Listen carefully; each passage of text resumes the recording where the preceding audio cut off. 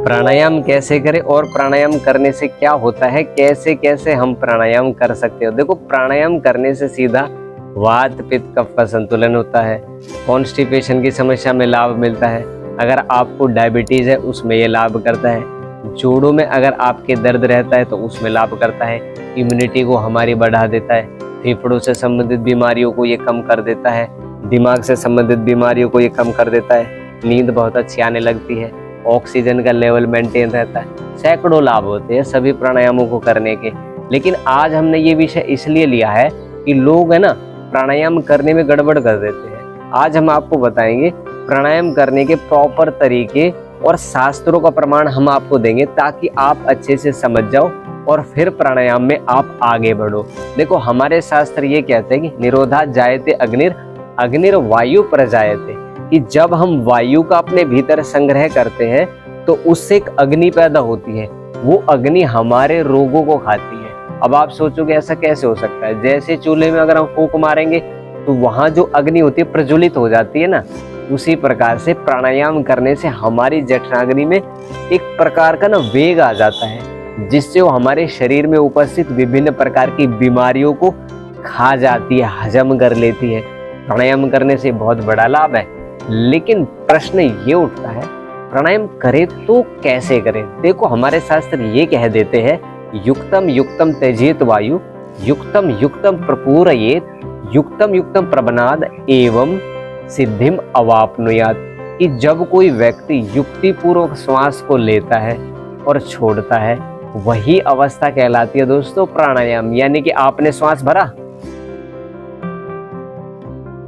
छोड़ दिया, श्वास भरा,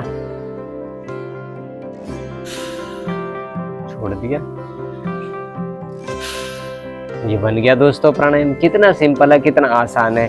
अब जरूरी नहीं है कि हमको हमारे जो 8 प्राणायाम बताए जाते हैं वो ही हमको बिगिनिंग में आए, उनको हम बाद में भी कर सकते हैं जब हमारा अभ्यास प्राणों का हो जाएगा। कपालभाति, अनुलोम विलोम, बाह्य, उज्जाई, उद्गीत, प्राणाव, ये जितने भी प्राणायाम है सबका अपना अपना एक विशेष महत्व है अपनी जगह। लेकिन प्राणायाम के बारे में अगर हम बात करेंगे तो प्राणायाम को प्रॉपरली हमको समझना भी तो पड़ेगा ना। जब हम प्राणायाम करेंगे और युक्ति पूर्वक श्वास को लेंगे और छोड़ेंगे और कुंभक लगाएंगे और बाह्य कुंभक पूरक करेंगे, रेचक करेंगे, ये करते रहेंगे, एक दिन प्राण हमारे नियंत्रित हो जाएंगे। तस्मिन् सति श्वास प्रश्वास गति विच्छेद है प्राणायाम है। जब कोई योगी साधक आसन के सिद्ध हो जाने पर अपने प्राणों को नियंत्रित कर लेता है तो उसको ना एक विशेष प्रकार की प्राणों के ऊपर निग्रह आ जाता है। प्राण उदान, समान, अपान और व्यान, तो उनको वो नियंत्रित कर लेता है। हम अभी उस स्टेज में नहीं है, हम अभी बिगनर्स हैं, अभी हमने प्रारंभ किया है, अभी तो हमारा ना पूरा श्वास भी भीतर की तरफ नहीं भरता है। तो क्या होता है, देखो हमारे जो फेफड़े होते हैं ना लगभग 500 ml तक ऑक्सीजन भरते हैं, और जब हम प्राणायाम करते हैं तो इनकी कैपेसिटी हो जाती है लगभग 4500। और जब हम अच्छे से बड़ा योगी बन जाते हैं तो हमारी फेफड़ों की कैपेसिटी, हमारी बॉडी की कैपेसिटी बन जाती है 8000 ml ऑक्सीजन को एब्जॉर्ब करने की। और आपको पता ही होगा ना कि हमारी बॉडी के अंदर फेफड़े ही ऐसे अंग हैं जो हमारी ऑक्सीजन को एब्जॉर्ब कर सकते हैं, सोख सकते हैं। तो प्राणायाम करने का सबसे सामान्य तरीका है, एक आसन में बैठ जाएंगे, प्राणों को भरेंगे और छोड़ेंगे।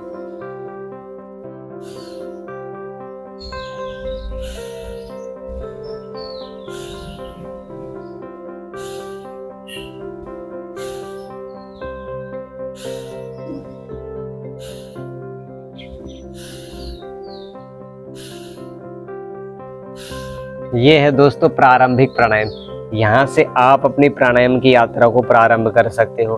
वैसे हमारे शास्त्र कहते हैं कि प्राणायामः परमम तपः, कि प्राणायाम को सबसे बड़ा तप कहा गया है। और 3 प्राणायामों का विधान है। प्रत्येक व्यक्ति को ना कम से कम 3 प्राणायाम दिन में जरूर करने चाहिए, चाहे वो किसी भी रूप में करे। इसको करने के बाद में अब आप कर सकते हो भस्त्रिका, कपालभाति, अनुलोम विलोम, उज्जाई आदि प्राणायाम। अनुलोम विलोम आपको आता ही है, नहीं आता तो आप चैनल पे जाओ और आपको पता लग जाएगा कैसे कैसे अनुलोम विलोम प्राणायाम किया जाता है। कपालभाति के बारे में हमने कई वीडियो शूट की है, उनको जाकर के भी आप देख सकते हो कैसे कैसे कपालभाति प्राणायाम किया जाता है। अब आप अपने मन की ये धारणा बना लेना कि प्राणायाम के विषय में अगर कोई डाउट है तो वो कमेंट करके आप हमको शेयर करना, सोचना, विचार करना क्या मुझे योग करना चाहिए क्या नहीं करना चाहिए। ये विधि होता है, अरे भाई ये होता है निषेध, ये करना है और ये नहीं करना। अगर आपके अंदर थोड़ा सा साहस, हिम्मत और जज्बा हो ना, तो आप हर रोग से, हर बीमारी से निजात पा सकते हो। बेसिकली योग कौन करता है आज के समय के अंदर? वही व्यक्ति करते हैं ना जो रोगी हो जाते हैं, जिनको विभिन्न प्रकार की बीमारियां होती है। लेकिन ऐसा एग्जैक्टली है नहीं। पहले साधना करने के लिए योग करवाया जाता है, आजकल वो बीमारियों को ठीक कर रहा है, तो इसमें तो बहुत अच्छा है, सोने पे सुहागे वाली बात हो जाती है। तो आप प्राणायाम करना।